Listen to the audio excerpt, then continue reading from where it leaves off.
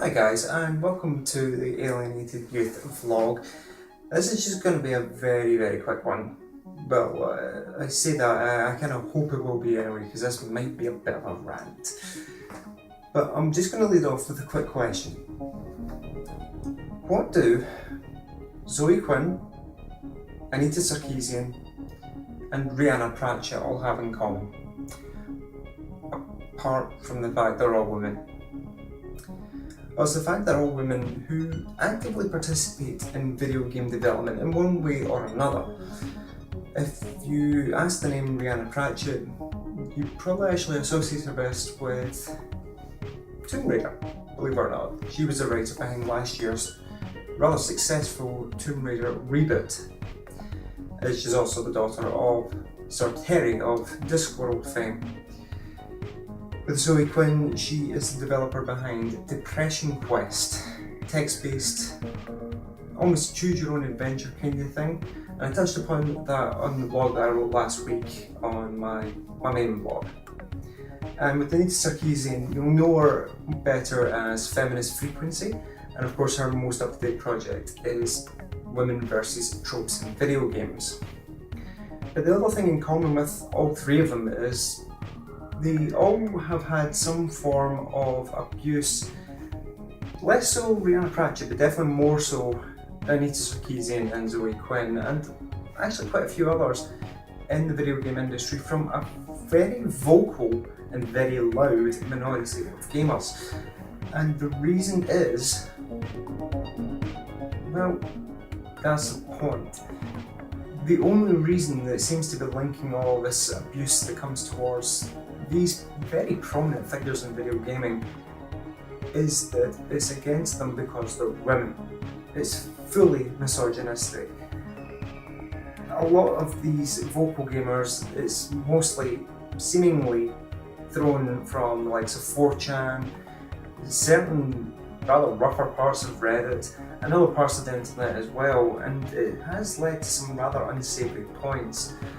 Last month, Zoe Quinn had an adulterous affair leaked to the internet by her ex-partner. Now, I'm not going to go into the morality and comment, oh, she shouldn't have done that, she should have done this, blah blah blah.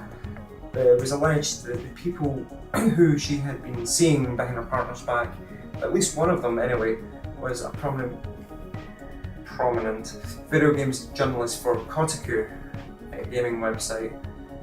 And it turned out that most of the people who were against Zoe were turned around saying, yeah, you're basically doing a scratch my back, scratch your back for publicity, good publicity for her and her game.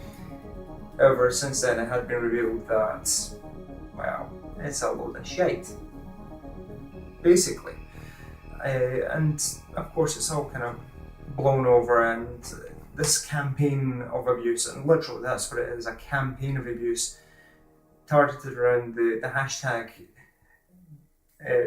around certain hashtags such as No One Shield, and things like that.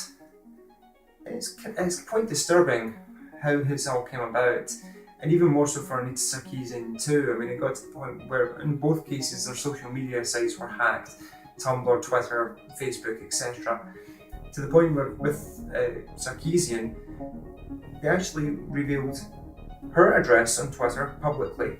They revealed her parents' address on Twitter.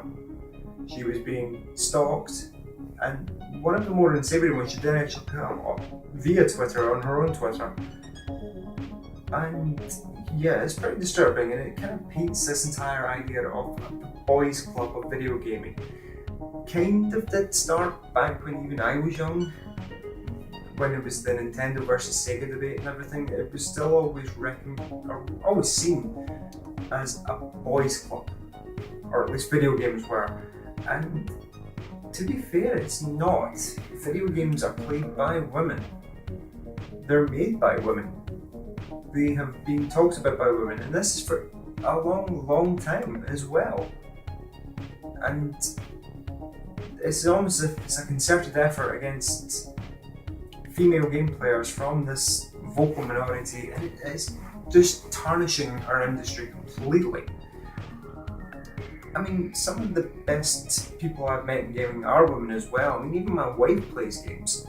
This idea that it is the boys' club, that it is just pre-teen to 21-year-old boys play games, is no longer true. And yeah, you can thank the likes of the Wii, you can thank mobile gaming, casual gaming, Facebook gaming. But the trend was already shifting to that point anyway. So why alienate the entire segment that could actually be pumping money into the development of new games, into new experiences, not just for casual gamers, but it could also go further for the core as well. And that's exactly what this boys club is doing, and I had to applaud last week the open letter from the developers, which I did actually post on my main site and are backed as well. Basically saying that we need to stop this and bring it into being much more of a safe area, especially for women gamers and gamers who are being targeted. I mean, there's a very homosexist, very sexist in general.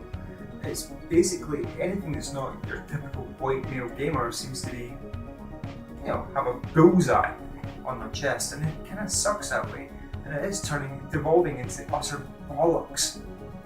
So yeah, basically I know I might be opening the floodgates, but I reckon there'll be a majority will agree with me, and I reckon, I'm opening myself up for abuse in this one. But hey, might as well start off the way I'm gonna go. Speak my mind the way it does. Anyway, if you want to try and catch me, I'm on Twitter at MarkDRMcQueen. You can also go to my Facebook page at facebook.com/alienatedyouth. Comments as always down below. Like, subscribe, up to you. Hopefully it'll be a bit nicer in my next post, and hopefully we can get into something that isn't a complete and utter rant. I hope. Please. See you later.